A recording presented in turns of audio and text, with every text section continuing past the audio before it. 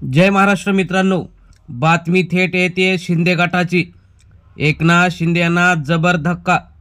Guwahati fame return नेता आणि त्यांच्याच कुटुंबातील तिकीट न मिळाल्याने मानसिक धक्का बसलेल्या हा नेता झालाय बेपत्ता। राज्यात स्थानिक स्वराज्य संस्थांचं वारं वाहत असताना शिंदे गटाला जबर धक्का बसला आहे। नेमकं काय झालंय हे सविस्तर बघण्याअगोदर चॅनलवर जर तुम्ही नवीन असाल तर चॅनल सबस्क्राइब करून बेल आयकॉन प्रेस करा आणि रोज नवनवीन बातम्या बघा। तर आपण सुरुवात करणार आहोत की नेमकं काय झालंय। परंतु जर तुम्ही कट्टर ठाकरे समर्थक असाल, महाविकास आघाडी समर्थक असाल तर कमेंटमध्ये जय शिवसेना, शिवसेना UBT लिहायला विसरू नका। आपण सुरुवात करूया। स्थानिक स्वराज्य संस्थांचं जे काही निवडणुकीचं वार आहे ते प्रत्येक जिल्ह्यात नगर परिषदेचं वारं वाहत आहे। त्यामध्ये अनेक जण, काही जण आघाड्या करून लढत आहेत, तर काही महाविकास आघाडी असेल किंवा महायुती असेल किंवा स्वतंत्र काही ठिकाणी लढत आहेत। त्यामध्ये अनेक जण इच्छुक असताना तिकीट कोणाला देणार हा प्रत्येक पक्षापुढे प्रश्न असताना आता शिंदे गटात मात्र राजकीय भूकंप झालेला दिसत आहे। तिकीट न मिळाल्याने शिंदे गटाचा बडा नेता हा गायब झालेला आहे आणि 2 दिवसापासून बेपत्ता असल्याचं पुढे समोर आलेलं आहे। तिकीट न दिल्याने शिंदे गटाच्या नेत्यांनी मानसिक आघात झालेला दिसत आहे, अशी महत्त्वाची माहिती आलेली असताना स्थानिक स्वराज्य संस्थांच्या या महत्त्वाच्या निवडणुकीमध्ये असंही काय होऊ शकतं अशी जोरदार चर्चा आहे। आणि एक मोठं धक्कादायक प्रकरण घडलेलं असून उमेदवारी नाकारल्यामुळे शिंदे गटाच्या महिला आघाडीच्या जिल्हाप्रमुख अर्चना गोंधळे या कालपासून बेपत्ता झाल्या आहेत।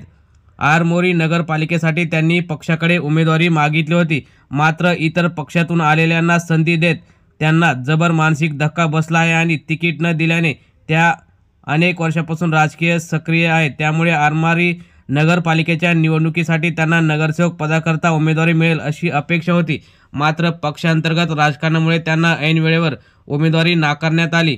इतकेच नव्हे तर त्यांच्याऐवजी इतर पक्षातून आलेल्या महिलेला उमेदवारी दिली, त्यामुळे अर्चना दुखावल्या होत्या। इतके वर्ष समाजकारण आणि राजकारणात सक्रिय राहूनही पक्षाने संधी न दिल्याने त्यांना मानसिक धक्का बसला। याच विवेचनेतून त्या घरातून निघून गेल्या असं त्यांच्या पतीचं म्हणणं आहे। सदर प्रकरणात त्यांचे पती संतोष गोंधळे यांनी अद्याप पोलिसात तक्रार दिली नसल्याचं सुद्धा पोलिसांचं म्हणणं आहे। अर्चना यांचे पती संतोष गोंधळे यांनी शिवसेनेच्या म्हणजे शिंदे गटाच्या पदाधिकाऱ्यांवर गंभीर आरोप केले आहेत। त्यांनी केलेल्या दाव्यानुसार स्थानिक पदाधिकाऱ्यांनी नगरपालिकेसाठी पैसे घेऊन उमेदवारी वाटप केली, त्यामुळे अर्चना यांना डावलण्यात आलं असं त्यांचं म्हणणं आहे।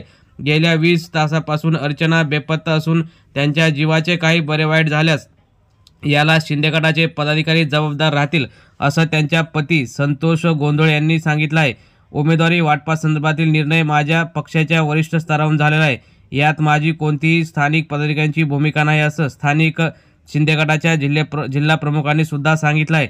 त्यामुळे आता येणाऱ्या काळात जर असंच काम करणाऱ्या नेत्यांना शिंदे गटाने तिकीट नाकारलं असेल तर पुढे त्यांना पक्षाला स्थानिक स्वराज्य संस्थांच्या निवडणुकीमध्ये त्याचं कारण भोगावं लागेल। मित्रांनो, तुम्हाला काय वाटतं? असंच जर शिंदे गटाने केलं तर त्यांची अनेक ठिकाणची सत्ता जाईल का? तुम्हाला काय वाटतं? तुम्ही सुद्धा तुमच्या प्रतिक्रिया कमेंट बॉक्समध्ये जरूर कळवा। धन्यवाद। जय हिंद, जय महाराष्ट्र।